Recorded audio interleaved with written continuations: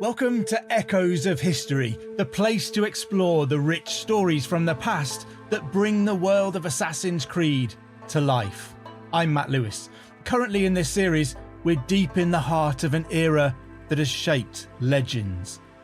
The world premiere trailer for Assassin's Creed Shadows has been released, and we can see that the game takes place in feudal Japan, a time renowned for its samurai and ninja, a time rich in history, culture and stories. So over these episodes, we're continuing to explore this fascinating period in history. So far, we've travelled back in time to the Sengoku period, sowed the seeds for the unification of Japan, and met some of the key characters that helped define this age. In this episode, our journey takes us back to the heart of Imperial Japan, to the city that was the country's capital for 1,000 years, Kyoto. In Assassin's Creed Shadows, as a player, you'll get to visit the Imperial city, wander through Kyoto's streets, or perhaps gain an even better view from the rooftops, jumping from one building to another along the city skyline. Today, we're joined by author and historian Lesley Downer, who specialises in Japanese history, particularly the geisha. Lesley's latest book, The Shortest History of Japan, is out now. So who better to help us peel back the layers of history to reveal how Kyoto came to be the cultural and political centre of Japan, and how conflict over who controlled the city laid the foundations for Japan's unification at the end of the 16th century.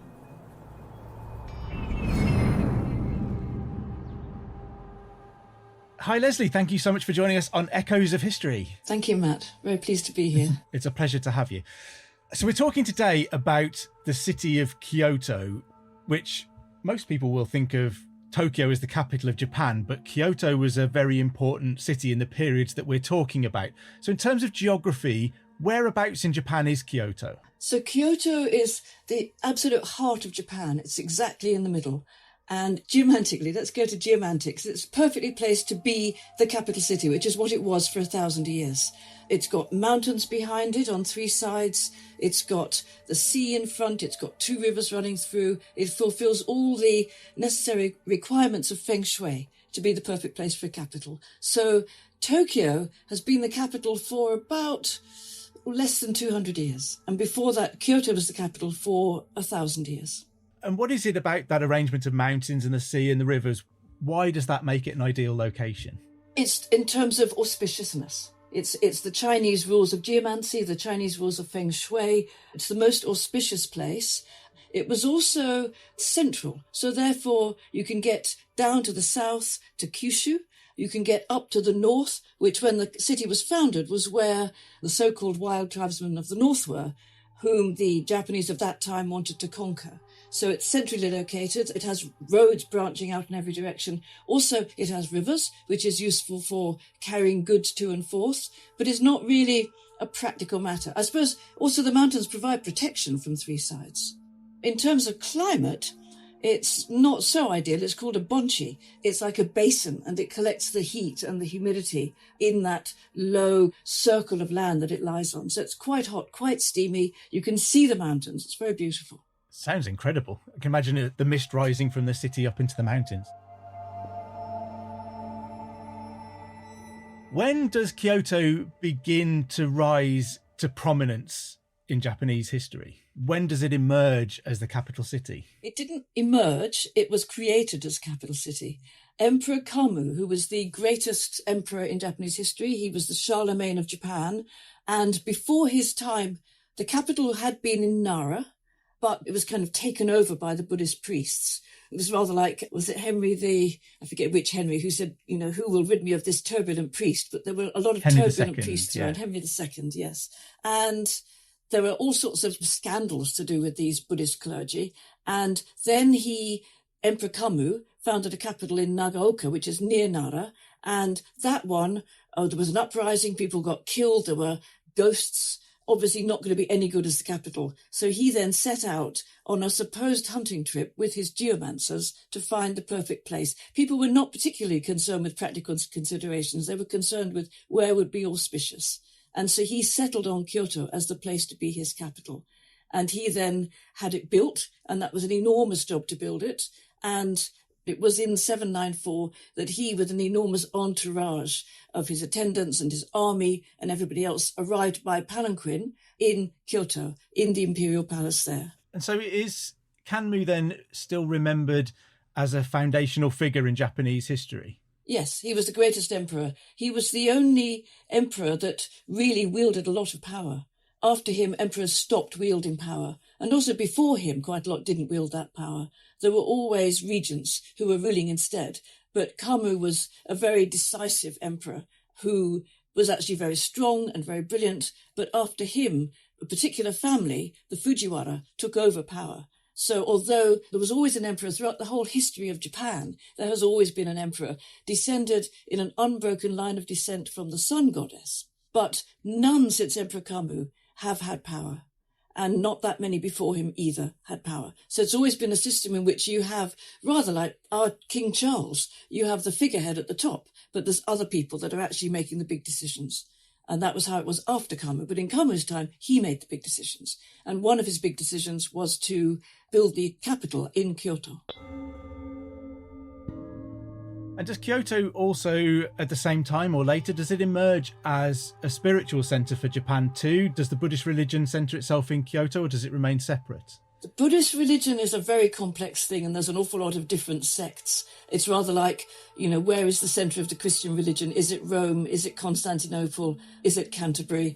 There were the different sects of Buddhism arrived in Japan at different times. And the first sect grew up in Nara, as I said, and caused trouble, and that stayed in Nara. The whole point was to leave those priests behind in Nara and move to Kyoto. Other sects then grew up. A lot grew up at the time of warrior rule. They grew up in Kamakura, not in Kyoto, including the Zen sect, which became very dominant, particularly because it was the chosen sect of the warrior class. Its kind of ethics, its mode of being, its simplicity, its asceticism, its kind of purity, its lack of words made it appeal very much to the warrior class. And there were many great Zen prelates who set themselves up in Kyoto. So if you go to Kyoto, it's absolutely full of Zen temples and other temples too, but I would say primarily Zen temples. The Zen priests had a link with China, and they were able to facilitate trade with China, to bring back ideas, bring back goods. So the Zen church became very wealthy, as well as being very influential. And one of the very first Zen prelates was a man called Musou Soseki, who was the mentor of one of the first shoguns, who was one of the Ashikaga shoguns, called Takauji. And Musou built the wonderful moss temple in Kyoto, which in his day was not mossy at all. And he also built Tenryuji, which is the flying dragon temple.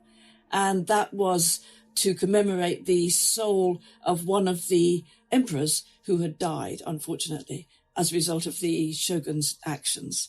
So that's a very famous temple that he founded. And in that temple, he created a beautiful garden. And one of the contributions he made was to decide that you could attain enlightenment, you could have a Zen life, you could practice Zen meditation, not just by meditating, but also by making beautiful gardens, by doing beautiful calligraphy, and then other arts grew up connected with Zen. In fact, most of Japanese culture, not sure whether this is an exact thing or not, but a lot of Japanese culture is imbued with Zen. So later Japanese cultural things like ink painting, the No theatre, the tea ceremony are all kind of linked with Zen. I think for me, that early connection with the warrior class is interesting because we associate Zen with being really calm and maybe disconnected from that idea of violence. So its beginnings connected very closely to the shoguns and the warrior class is just interesting to me, I think. There's sort of two threads throughout the whole of Japanese life and Japanese history. And one is the kind of austere Zen thread, which Westerners tend to really like, and the kind of very plain, simple buildings without any furniture in and straw mats, beautiful smell of rice straw, wooden walls and all that. And that approach appealed very much to the samurai, who were very pure and direct in their attitude to life. The samurai weren't particularly about violence. Violence was sort of incidental. It was about how to lead a very direct and pure life. And the other side is the Shinto side, which is to this day colourful and wild and crazy. And there are huge carnivals with men in loincloths, I'm using the present tense here, carrying shrines, carrying the Shinto gods on their shoulders, dancing through the streets of Kyoto and every other Japanese city, drinking lots of sake. That goes on, and Zen goes on. And that's a side that Westerners tend not to quite so much identify with Japan. And that relates to a figure we're going to come to in a while, I suspect, which is Hideyoshi. There's the flamboyant side of Japan, and there's the aesthetic side of Japan. So how then is Kyoto affected by the Sengoku period as we move into this period of fracturing and then towards the reunification of Japan? Does Kyoto remain important even as power is dispersed more widely across Japan? So just before we get to the Sengoku period, we have various very important shoguns, the Ashikaga shoguns, Ashikaga Yoshimitsu. Yoshimitsu was the third in the line of the Ashikaga shoguns, and there'd been lots and lots of warfare before his time. And the Ashikaga shoguns were of the warrior class. So to get to be a shogun, they were of the Minamoto family, which entitled them to be shoguns. But the first two spent most of their reigns putting down all the kind of rival problems that were coming up. Yoshimitsu was very, very clever, and he was also a great patron of the arts. And he, first of all, built the Flower Palace, which was to the north of the emperor's palace, indicating that he was more powerful than the emperor. And the emperor came to his palace for a visit. He stayed for about 5 days in the Flower Palace, and they had boating, and they had dancing, and they had theatre, and they had all these wonderful things. And in the end, both the emperor and Yoshimitsu were 23 at the time. And the emperor poured some sake for Yoshimitsu, which emperors don't normally do. So Yoshimitsu was incredibly pleased. So he did a dance in response to having had sake poured for him. He then, as soon as he could, he did what a lot of these guys did, which was he abdicated, gave the kind of token power to his son, which meant he didn't have to worry about admin. And he could then spend his whole time being a patron of the arts, which is what he really liked. And he founded a temple called Shokokuji, which was the main school of painting for a whole school of artists. There was the greatest ink painting artist of Japan, called Sesshu, came out of that school. He fell in love with a young lad called Zeami, who was 12, and Zeami became his companion. And Zeami was the one who created, under his auspices, the No Theatre. So Zeami was from a theatre family, so clearly he was very, very low class by definition. But because he was Yoshimitsu's companion, he was able to mix with the most cultured people in the entire land and acquire all that gloss. And he then created a theatre which would be for these people, a very sort of austere, ethereal, beautiful theatre, which would be for very, very cultured people, which was the No Theatre. So Yoshimitsu patronized all these different sorts of art, sponsored them, encouraged them. Also, the tea ceremony was growing up in his time. Those are the main things, I think, ink painting and the No Theatre. Oh, also pottery, ceramics, calligraphy, poetry writing. Poetry writing goes right through the entire history of Japan. People were always writing poetry. He is famous as a major patron of the arts. That's the whole point of Yoshimitsu. And is it under Yoshimitsu do we see the high point of the power of the shogun? If he's now being considered above the emperor and the emperor is serving him sake, are we seeing a real high point of the shogunate and the shogun's power in Kyoto? Yeah, that's quite an interesting question, because that's probably right, that this was the high point of the power of the shogun in Kyoto. His grandson Yoshimasa was the one who presided over Kyoto being burnt down, so that was obviously a low point of the power of the shoguns. And after them, people like Oda Nobunaga and Hideyoshi could not become shogun because they were not of the right family or the right class, but they could become very, very powerful and become the regent. But then the most powerful shoguns of all, of course, were the Tokugawa, but they shifted their power base to Edo. So within Kyoto, probably Yoshimitsu was the most powerful of the shoguns.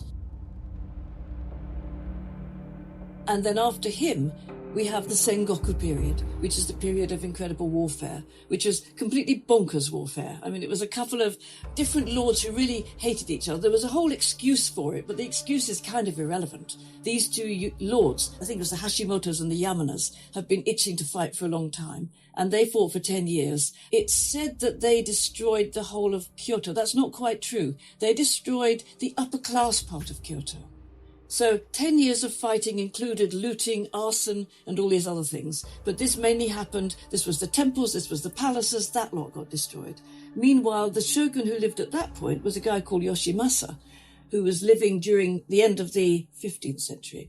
And he retired. He was very interested in the arts, and he was not remotely interested in fighting, and he kept well out of this fighting. And he went off to the east of the city, and there he built a fabulous pavilion, the Silver Pavilion, and there he carried on having a life of leisure and art with his friends while all this was going on in Kyoto. His pavilion was facing away from the city, so he didn't have to see it was burning, and it was facing towards the lovely mountains on the east. And he was, again, an amazing patron of the arts, and under him, ink painting flourished, pottery flourished, every possible art form. Linked verse became very important. So the war came to an end. The part of the city that had not burnt down was the part where the merchants and the artisans were, because they were poor chaps, and so nobody bothered with looting them. But they weren't that poor. So they were actually supplying and selling stuff to both sides in this war and getting richer. And the end of the Onin War, this is the Onin War, everything had sort of fallen apart because Kyoto was in such a state of devastation. The emperor was very poor. One emperor had to wait for about 10 years for some donor to pay for his coronation. And another emperor died and didn't get buried because nobody could afford to pay for a funeral. That took quite a long time. And another emperor sold his calligraphy. That was the only way he could kind of keep going. And Francis Xavier, the Jesuit priest, showed up in Japan at that time. He showed up in a city called Yamaguchi. And his theory was, I will go to Kyoto, I will convert the emperor to Catholicism, and then everybody else in the whole country will follow him. And he got to Kyoto. It was a complete wreck. It was sort of a burnt-out ruin. He couldn't find the emperor, so he gave up. So that was Kyoto. The result of that was the whole society kind of fell apart, and a lot of the lords headed out to the provinces, partly because they were broke, because they'd had their houses burnt down. Meantime, quite a lot of peasants and serfs could come out of the countryside into the city and recreate themselves as merchants or as artisans, because they could make things, they could sell things. And so a whole new culture grew from that period of incredible disaster. In fact, a really fantastic and flamboyant culture arose from that period of disaster. How does Kyoto become involved then in the reunification of Japan? Is it still somewhere that people focus on as the capital? If you want to control Japan, you have to control Kyoto. It was the capital. It was the capital. So the first great unifier who eventually started bringing stuff together was Oda Nobunaga, who was a really amazing figure. And he came from a very small domain, very small, if you like, princedom, and through brilliant warfare, managed to take more and more land, and with each land, his army grew bigger and bigger, and eventually, it's very complicated, but he was asked to reinstate the shogun. Now, the big question was, who's the shogun? And the shogun, it was still the old shoguns, just like the ones I mentioned who had done Yoshimitsu and Yoshimasa, who had been such patrons of culture. So one of their descendants, Yoshiaki, was around, and he was a pretty hopeless guy, but he was officially the shogun. So Nobunaga's excuse for entering Kyoto was to reinstate him as shogun. But actually, he, like a lot of these guys, Yoshiaki, the shogun, was very treacherous. He wanted to get rid of Nobunaga, and he instigated a plot against him, so Nobunaga had him arrested and taken off to a castle in the middle of nowhere and left there forever. So that was the end of him. Nobunaga could not become shogun because shoguns had to be members of a certain family. And he was not a member of that family, the Minamotos. But he was definitely the most powerful person in the land. And he also had to butter up the emperor. So the emperor was still rather broke. The emperor throughout centuries was very often very poor, and very often just basically getting pocket money from whoever was in power, but still had respect. and was still officially, descended from the sun goddess, the most respected person in the entire land. So Nobunaga then gave the emperor lots of money and burnished the imperial palace, made it good. So he gave himself legitimacy as a ruler by helping out the emperor. So aside from the damage done to Kyoto at the beginning of the period, the political fracturing of Japan and then it's coming back together doesn't really impact Kyoto's position and power. No. Also, Japan, unlike England, is a country of, up to that point, mainly wooden buildings, and a country of lots of earthquakes. If you've ever been there, you know exactly what to do if there's an earthquake. I'd be under my desk in a second if there was an earthquake. So people are used to everything falling down. And they're used to everything going on fire because that happens in earthquakes. And they're used to rebuilding. So it didn't take as long as it would have taken to rebuild London, to rebuild Kyoto. It didn't take that long. So it could be rebuilt pretty quickly. And it happened again and again in the history of Kyoto and also in the history of Edo, which was the city that later became Tokyo. Time and time again, they were burnt down. So Kyoto was back on its feet quite quickly, but it was just known to be the capital. The name Kyoto means capital city. Kyo is the capital and To is city. And the name Tokyo, incidentally, To is eastern and Kyo is the same Kyo, it's capital. But Kyoto was the capital and that was that. And so each of these unifiers, the first being Nobunaga, first of all established themselves in Kyoto. So Nobunaga didn't finish the process of unification.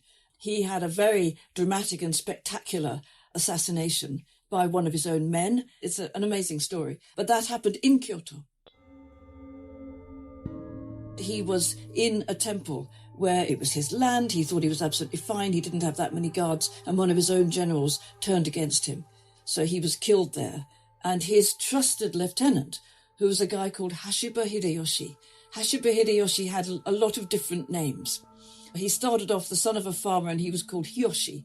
And he was also called Saru-san, which means Mr. Monkey, because he was an ugly bloke and looked like a monkey. He was small and ugly. He had a lot of girlfriends. He had a really devoted wife to whom he wrote wonderful letters. This is all by the by. Hideyoshi is a great guy. Hideyoshi came galloping back from the campaign he was engaged in when he heard that Nobunaga had been killed. And basically Nobunaga's method had been force and violence. Hideyoshi was the man with the golden tongue. He used persuasion, he was nice to people, and he got everybody to pledge allegiance to him.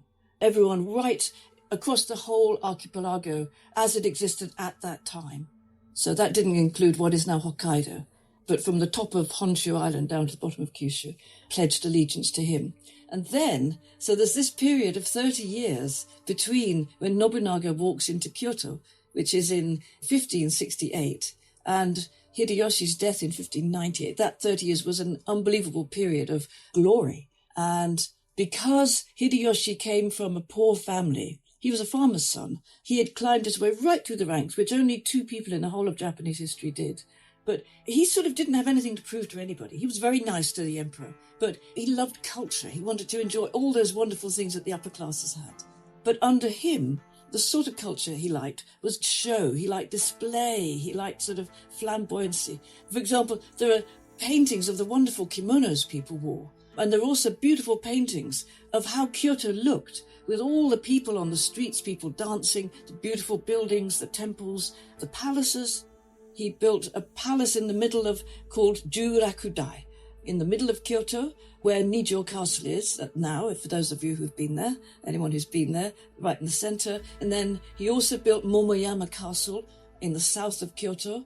And he also, while he was at it, I'm not sure if I'm answering your question anymore, but he had an enormous tea party for the entire population of Kyoto, the entire population, including all the poor people, and got them all to come. And it was occupied a whole sort of enormous shrine grounds. And I think there was something like 800 tea pavilions there. Part of tea is displaying your beautiful utensils. And he displayed his gold utensils. And he also had an entire tea hut made of gold, the golden tea hut, which is sort of ironic because the whole point of tea is that it is poor and it is aged and it is austere and it is all those things. But he did the reverse. But that was okay too. Bringing a bit of bling to the tea ceremony.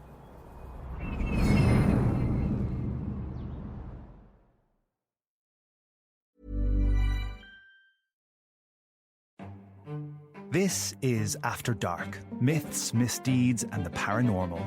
The podcast that takes you to the shadiest corners of the past, unpicking history's spookiest, strangest, and most sinister stories. I'm Maddie Pelling. And I'm Anthony Delaney. Join us every Monday and Thursday, and we'll take a look at the darker side of history, from haunted pubs to Houdini, to witch trials and arsenic-laced breakfasts. Follow After Dark, myths, misdeeds, and the paranormal wherever you get your podcasts. Brought to you by History Hit.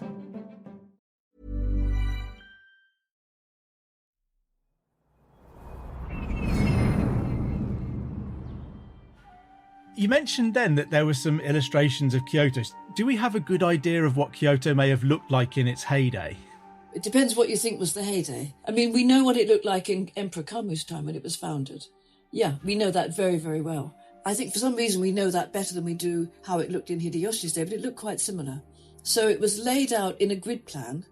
Let's start with Emperor Kamu. So in the Heian period, it was laid out on a grid like a chessboard with equal-sized square areas. And then it had long kind of boulevards going down the middle. It had small lanes going off to the sides. It had the Emperor's Palace up at the top with beautiful green roofs, red columns, very spectacular. You could see the Emperor's Palace wherever you were. And along these boulevards, people trundled in ox-drawn carriages. Ladies were hidden, always hidden. But when they'd trundle up and down in ox-drawn carriages, they'd always let a bit of their brocade robe sort of flow out of the window so that people would know there was somebody really special inside. There's a huge story of what their lives were like in Heian. It was very interesting. People would write poetry. One of the key things was whether you were any good at writing poetry or not. If you heard that a lady was beautiful, you would compose a poem and you'd write it on beautiful scented notepaper and you would have it sent to her. And she'd take a look at it. You'd never seen her because you don't see these ladies. You would not have seen her. And you, of course, would be a prince or an aristocrat or a noble. You wouldn't be just a person. And she would take a look at your poem, look at your calligraphy, look at your paper, and decide if you were worth getting to know any better or not. And if she thought you were, then she would brush a reply. These are very short poems. And she'd send it back, and then you would take a look at it, and you'd think the same thing. Oh, that calligraphy is not that great. Maybe I won't bother. Or you'd think, wow, this is amazing calligraphy. And then you would wait till night time. And when it was pitch dark, because it was pitch dark, you would go in to her palace and you wouldn't see her. And all around would be her servants, but servants don't exist and they can't see anything. So that's okay. And they would know it was you because you would be wearing a particular perfume that you had blended yourself. And wherever you went, everybody would know that this is Prince Genji. So you would go and you'd make love to her in the dark, and then you'd leave before cockcrow. And maybe if things went on, you might get to have a look at her and discover whether she was actually beautiful or if she wasn't beautiful. So there was all this stuff going on among the aristocracy. That was Kyoto in that heyday, which is around like the 9th, 10th centuries, which is the era of The Tale of Genji, which is the world's first novel. Then if we kind of sweep past all these other wonderful periods and we get up to the time of Hideyoshi, Hideyoshi sort of basically laid out Kyoto as it is now. He cut those squares in half, so you have rectangular blocks rather than square blocks. He also built a wall around the outside of the city, which isn't there anymore, but he had that built. He also built these glorious palaces. So you would have very glorious palaces on the main boulevards, which again are still always in like a chess board, laid out like a grid. And you'd also have glorious temples, probably not radically different in appearance from glorious palaces. And then you'd have the whole merchants' area, which would be tiny little lanes of small dark houses with bamboo blinds outside, very nice houses, which still exist. If you go to Kyoto, you can go down these little lanes. They're so thin that you have to walk down or you just go down on a bicycle or something. They're sort of dark wood houses, steep stairs, several floors. I think they're called eel lanes because they're like eels. They're kind of long and thin like eels. And then you could see from the streets of Kyoto, you could see the mountains to the east, which is where Yoshimasa was looking when Kyoto was burning down behind him. You could see the mountains to the north. You could see the mountain to the northwest, which is always the unlucky direction, where there was a huge complex of temples on the top, and still is. And you could also see Arashiyama to the west, which is where the Flying Dragon Temple was and lots of other beautiful temples and bamboo groves. So you always could see those all around. You can to this day. So Hideyoshi laid out Kyoto as it is now, basically. And the street plan is still the same as Hideyoshi laid it out. So why would northwest have been considered an unlucky direction? Why was that particularly inauspicious? That's an almost impossible question to answer. All I can say is the northwest was the unlucky direction. It just was, in geomantic terms. So when Emperor Kamu had the capital built there, one of the things he knew was that there was already in the northwest a mountain called Mount Hiei, on which was a huge Buddhist temple. So that therefore counteracted the unluckiness. That was very important. And then more Buddhist temples and more Buddhist temples were built on that same mountain. And in the end, there was something like 3,000 Buddhist temples up there, which was all an excellent thing for countering the unluckiness, except it became rather unlucky itself because those Buddhist priests then came down and started rampaging around the city.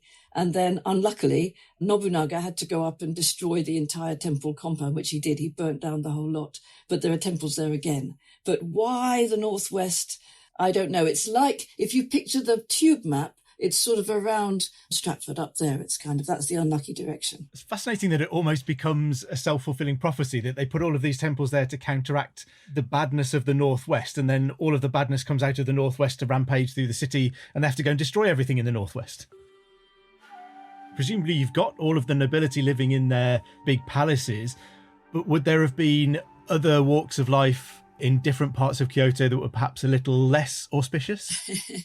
Yeah, starting at the top, you'd have the emperor there, you'd have his courtiers there, you'd have lots of warriors who'd also live in sort of fairly fabulous villas. You'd also have lots of monks and priests. There's loads of unbelievable number of temples. I mean, uncountable number of temples and monasteries in Kyoto and sub-temples. So there'd be loads of monks living in those places. Then you have down one side of the city is the River Kamo, and you've got the River Kamo dividing the city from the Eastern Mountains. And at the foot of the Eastern Mountains is an area of flat land, which became a big area of carnival. So if you wanted to have fun, you go there. So when you're having a respectable life and your wife and your family and everything else are there, you stay away from the mountains. But you could also cross the bridge to this area of carnival where there would be sumo wrestling, there'd be jugglers, there'd be theatre, and there would be ladies of pleasure, lots of ladies of pleasure. And at various times, within Hideyoshi's reign, a particular man whose name was Saburoemon Hara, he said to Hideyoshi, why don't I gather together these ladies of pleasure who are a little bit chaotic, because it's good to have a bit of order. There's no issue with morality about this. It's to do with orderliness. So he gathered them into particular places which became pleasure quarters, which of course were, number one, there was a wall around them so you could keep an eye on what went on because there were bad guys that went there as well as good guys. Number two, you could tax them. And so these became very famous pleasure quarters. There's one in Kyoto. There's a very famous one in Edo, which is now Tokyo. So there's all those people. There's all the inhabitants of the pleasure quarters. There's all the theatre people. The theatre people and denizens of the pleasure quarters were considered the lowest of the low. That's a bit like, don't put your daughter on the stage. They were kind of low-level people on the one hand, but on the other hand, they were kind of celebs. So when you see woodblock prints, a lot of those are of courtesans and they're of theatre people. And those were like pin-up posters. So that would be the fun part of the city, over between the river and the mountains. The river is called the Kamo, and in 1603, which is just after Hideyoshi's time, there was a woman called Izumo no Okuni, who was a shrine maiden, and she thought of a fabulous way of advertising her wares, which was to dance on a stage. Usually she cross-dressed. She dressed like a man with swords. And she did very funny skits, and loads of people came to watch her perform. So that gave a lot of customers for afterwards. And that was the beginning of what became known as the geisha and the courtesan. Of course, people like that had always been around, but this was a kind of coalescing of it. Which brings me to the other people I forgot about, which is, of course, the Portuguese. So the Portuguese were there in Hideyoshi's time. In fact, they got there before Hideyoshi's time. They got there in about 1535. And there was a whole kind of, a sort of seasoning of Japanese culture with Portuguese stuff. The dishes like tempura came from Portuguese cuisine, which was called tempura because the Portuguese used to eat fried foods on certain holy days called a tempura. And Hideyoshi enjoyed wearing Portuguese clothes. In fact, lots of it was a real hot thing among the Japanese nobles was wearing Portuguese clothes, wearing a cross. It didn't mean anything. It's like, they were fashion victims, but they thought this is really great. And so there were also, when you see pictures of Okuni dancing, this woman dancing, there were Portuguese there watching her as well. There was also the Portuguese around Oda Nobunaga. There were some that knew him very well and he liked them. He had no interest in Christianity, but he just thought these are clever men. They're kind of fanatical like him, so he liked them. So there's that whole flavour of the Portuguese around the place as well. Kyoto, the way you describe it, sounds like a fascinating, bustling cultural hub where there is just something going on all of the time. It sounds like an incredible place to be. Oh, yeah, absolutely. I was kind of reading up around it in preparation for talking to you and thinking, as I always think about Japan, damn, I wish I could have been there. I wish I could have been at Hideyoshi's tea party for sort of the entire population of Kyoto. He also had a cherry viewing party for 1,000 people. I wish I could have seen those glorious kind of gold-painted screens. I mean, this is the thing that within his palace was the absolute opposite of the austerity of Zen. The walls were painted in gold with paintings on them, but the gold also made it very bright inside because it caught the light. There's very little lighting inside those enormous rooms. I would love to have been to Japan or been in Japan at that time. I think it would have been a fantastic place to be. Also, Kyoto was and is a centre of craftsmanship. So very beautiful fabrics, very beautiful pottery, very beautiful making of incense, fans, just about everything that you think of when you think of Japan. All those exquisite artifacts were being made in Kyoto and are being made in Kyoto. I guess it's not a spoiler. We mentioned it a little bit earlier that Kyoto isn't the capital of Japan anymore. Does Kyoto then have a kind of fall? Why does the capital move away from there at some point? So after we're still with Hideyoshi. After Hideyoshi's death, he wanted his son Hideyori to succeed him. Well, that didn't work out. There was a huge battle in Sekigahara in 1603, and Tokugawa Ieyasu won. And he finally properly unified Japan and brought it to peace. He gave Japan 250 years of peace, which is a phenomenal time, and an incredible sort of development of culture. At the beginning of this period is 1603, the battle. The end of this period is 1868. And in that 250 years, Japan changed completely and became close to becoming the modern place it is now.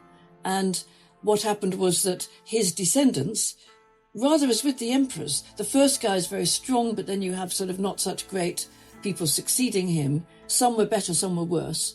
But towards the end, things were probably not as great as they might have been. Added to which, the Tokugawas had ancient enemies, and they had defeated them in the Battle of Sekigahara. And those enemies were from the southwest, from the Kyushu area, from the sort of southwestern part of Honshu, and they wanted their revenge.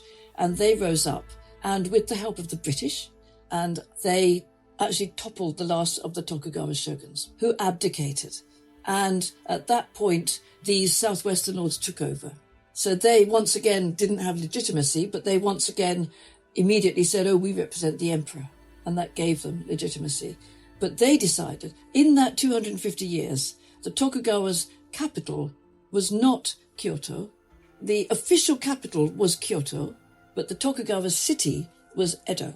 So the centre of policy, the centre of government, the centre of culture, more and more gravitated towards Edo. And so these southwestern lords decided that they would make the capital not Kyoto, but Edo.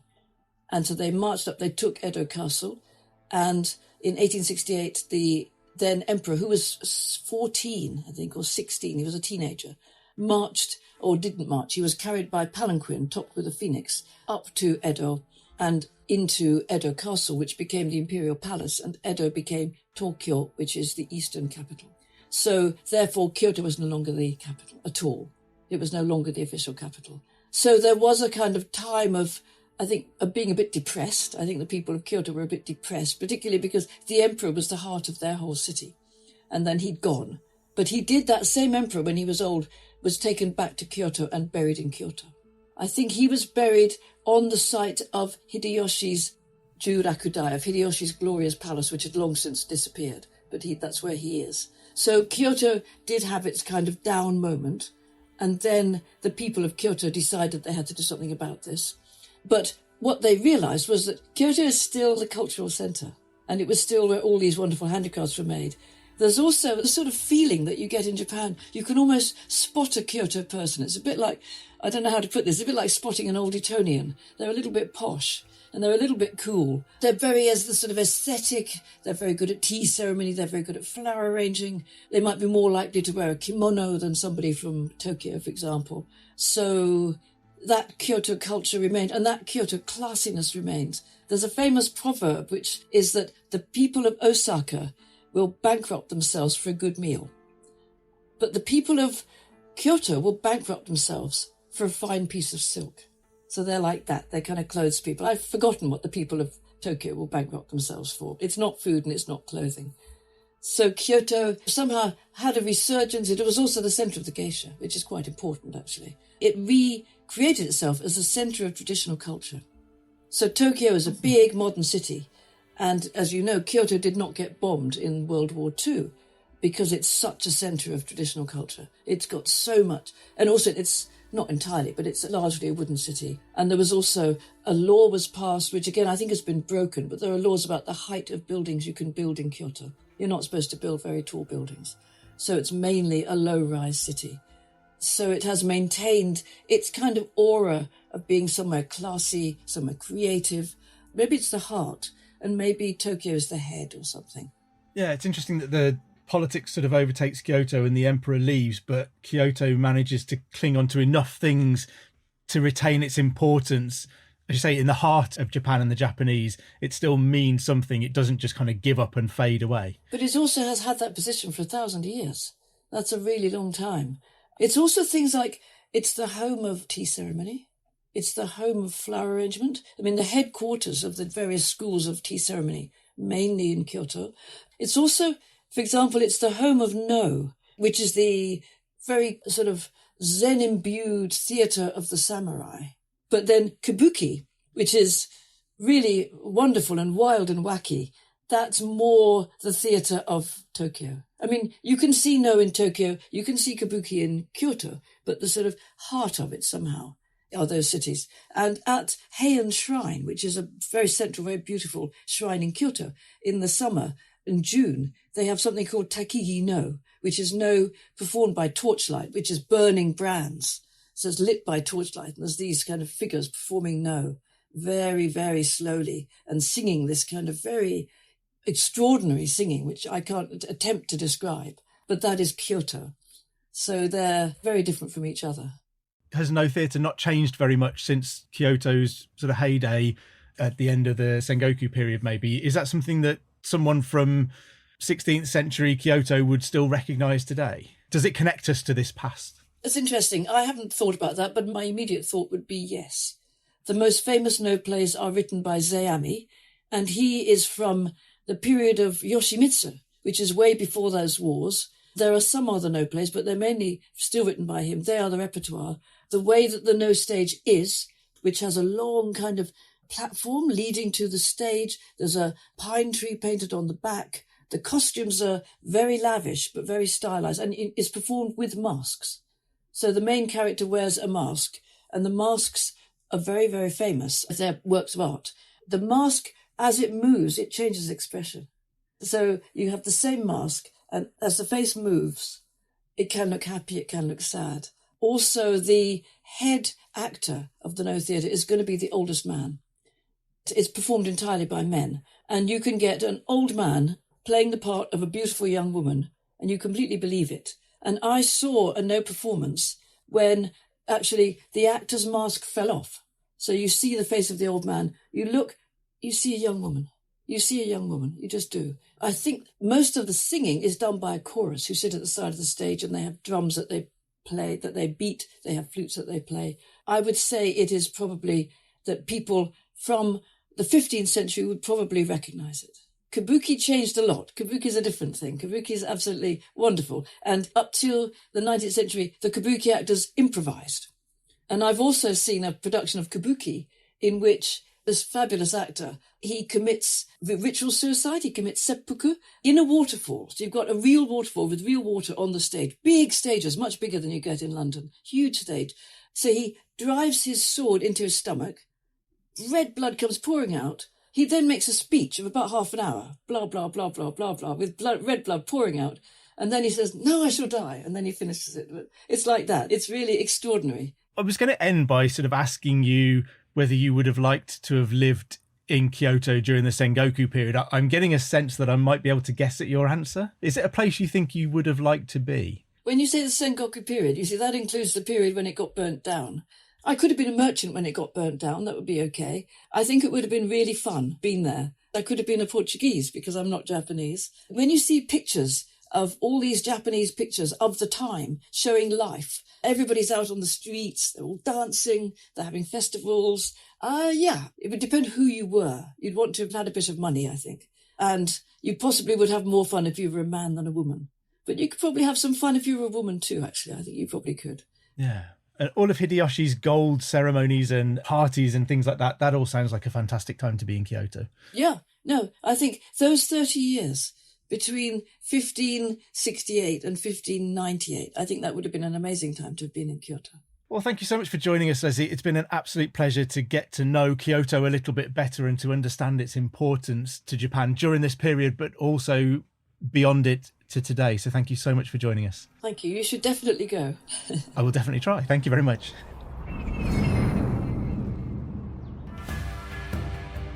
Thank you for listening to this episode of Echoes of History, a Ubisoft podcast brought to you by History Hit. Join us next time as we explore a key aspect of Assassin's Creed and ask how we could fit in to feudal Japan. What clothes might we wear? What might we eat? And would I be the most legendary samurai of all time? So join us for the next episode to find out more about the history behind the world of Assassin's Creed.